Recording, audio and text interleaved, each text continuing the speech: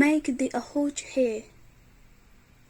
First, make a slip knot, then make 5 chain stitches.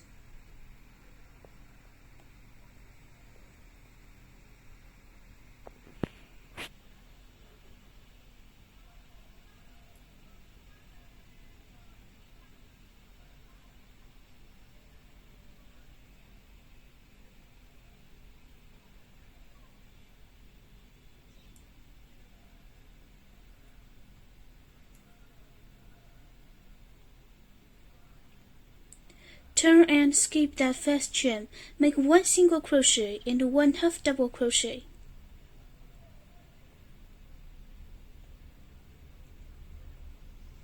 Yarn round hook. Insert hook into the next stitch. Hook the yarn and pull up 1 loop. Yarn round the hook again. Pull through all 3 loops. This is 1 half double crochet. Then make 2 double crochets. If you are a beginner, please watch the basic instructional videos to learn the basic stitches.